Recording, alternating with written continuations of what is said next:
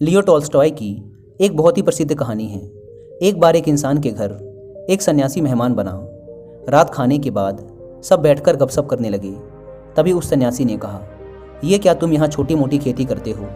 मैं अभी साइबेरिया के सफ़र से वापस आ रहा हूँ। वहाँ मैंने देखा कि ज़मीन बहुत ही सस्ती है। अपनी यहाँ की सारी ज़मीन जायदाद बेचो, इतने में तो तुम्हें वहाँ सैकड़ों एकड़ ज़मीन मिल जाएगी। और ज़मीन भी बहुत उपजाऊ है। लोग भी वहाँ के बड़े भले हैं, लगभग मुफ्त में ही ज़मीन दे देते हैं। वहाँ जाओ, वहाँ जाकर खेती करो, बहुत ही जल्द तुम एक अमीर इंसान बन जाओगे। यह सुन उस घर के मालिक का लालच जाग गया। उसने अगले ही दिन अपनी सारी ज़मीन जायदाद बेची और साइबेरिया के लिए रवाना हो गया। वहाँ जाकर उसने देखा तो बात सच निकली।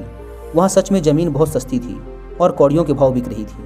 उसने वहाँ के लोगों से बात की कि उसे भी ज़मीन खरीदनी है। तो गाँव वालों ने कहा, ठीक है, तुम जितना भी धन लेकर आए हो उसे रख दो। हमारे यहाँ ज़मीन बेचने का केवल एक ही तरीका है।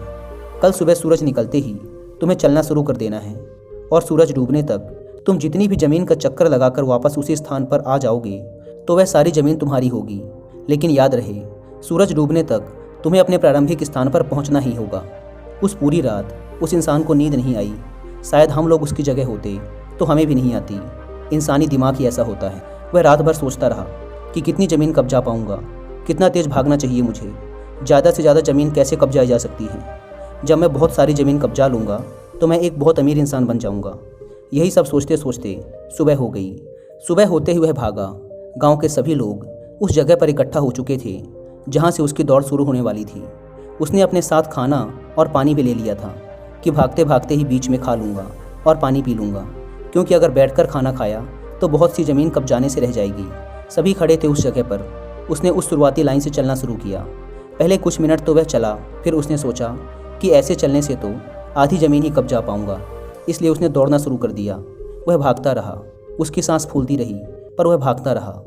उसकी रात बनाई हुई योजना के हिसाब से उसे 12 बजे वापस पहले वाले स्थान की तरफ मुड़ जाना था। लेकिन उसने देखा कि आगे और भी ज़्यादा उपजाऊ ज़मीन है। थोड़ी सी और अपने घेरे में ले लेता हूँ। वह मीलों दूर आगे आ चुका था। भागते भागते 1 बज गए। अब उसे लगा कि वापस लौटना चाहिए, वरना सूरज डूबने से पहले प्रारंभिक बिंदु पर नहीं पहुँच पाऊँगा। लेकिन फिर उसने सामने की तरफ देखा। बहुत ही ज़्यादा उपजाऊ ज़मीन खाली पड़ी थी। उसके लालची दिमाग ने उसे समझाया कि बस आज की ही तो बात है, लौटते समय ज़्यादा तेज़ी से दौड़ लेना, ज़िंदगी में फिर दोबारा यह मौका नहीं मिलेगा। वह भागता रहा। वह खाना पीना भी भूल गया। उसने अपना खाना और पानी भी फेंक दिया, क्योंकि उनका वजन भी ढोना पड़ रहा था। कुछ देर बाद उसने अपनी टोपी और ऊपरी कपड़े भी फेंक दिए ताकि वह और खुलकर दौड़ सके। ऐसे ही वह कुछ मील और भागता रहा, लेकिन अंततः उसे अपना मन मारकर लौटना ही पड़ा। 2 बज चुके थे। अब 8 घंटे में तय किए गए सफ़र को केवल 4 घंटे में पूरा करना था। यह उसे असंभव लगने लगा। उसके हाथ पैर थक चुके थे, लेकिन उसने अपनी पूरी जान लगा दी। वह भागता रहा। सूरज डूबने को आ गया। उसने देखा कि वह प्रारंभिक बिंदु के काफ़ी करीब आ चुका है। लोग भी दिखने लगे हैं। लोग ज़ोर ज़ोर से उत्साह में चिल्ला रहे थे, जल्दी आओ, तुम कर सकते हो, तुम कर सकते हो।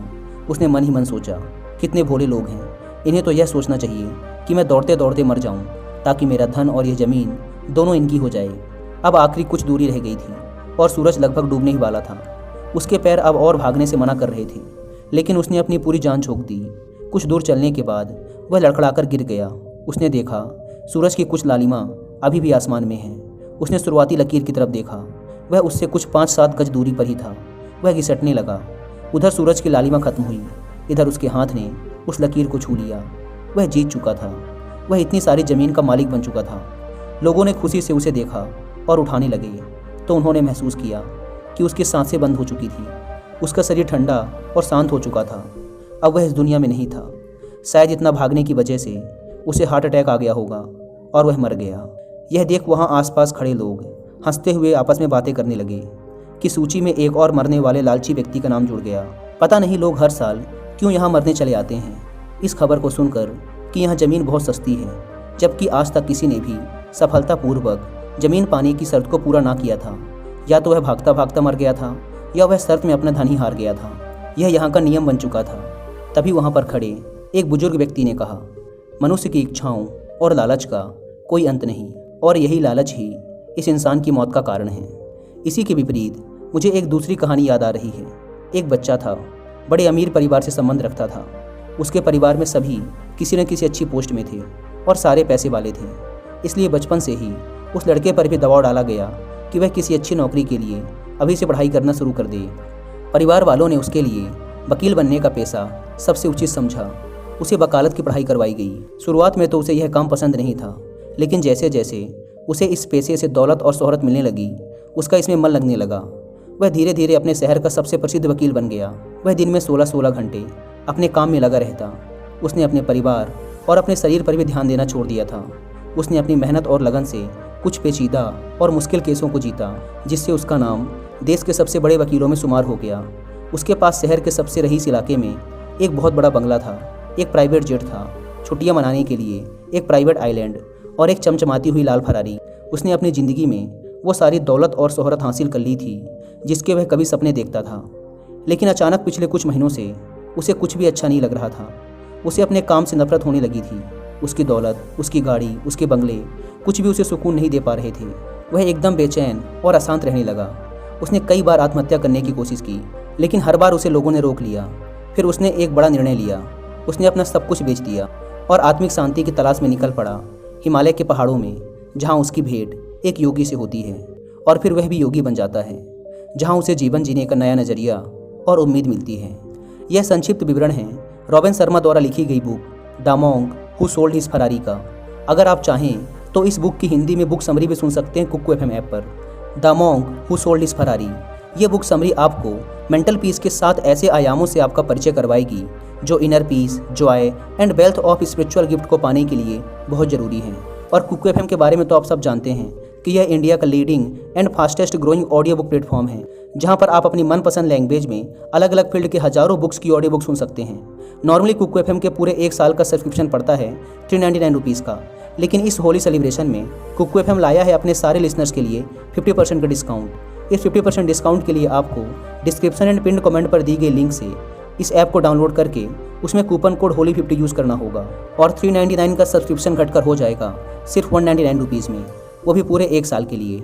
लेकिन यह होली ऑफर सिर्फ 20 मार्च तक ही वैलिड है, इसलिए अभी ऐप को डाउनलोड कर होली50 कूपन कोड का फ़ायदा उठाएं। आइए अपनी बात पर वापस लौटते हैं। इन दोनों ही कहानियों से एक बात साफ होती है कि हमारी लाइफ में धन, दौलत, शोहरत सब कुछ ज़रूरी है, लेकिन एक लिमिट के बाद ये सब चीज़ें हमें खुशी नहीं देती। इसलिए हमें हमारा इनफ पता होना चाहिए कि किस लिमिट के बाद अब मैं पैसों के पीछे नहीं भागूंगा। ये इनफ यानी पर्याप्त की लिमिट सबके लिए अलग अलग हो सकती है, लेकिन सबकी होनी चाहिए, ताकि उस लिमिट के बाद हम यह कह सकें कि मैंने अपना इनफ प्राप्त कर लिया है, अब मुझे इस भागा दौड़ी में और पढ़ने की ज़रूरत नहीं है। किसी के लिए यह इनफ 50 लाख हो सकता है, किसी के लिए 1 करोड़, किसी के लिए 5 करोड़ और किसी के लिए 10 करोड़।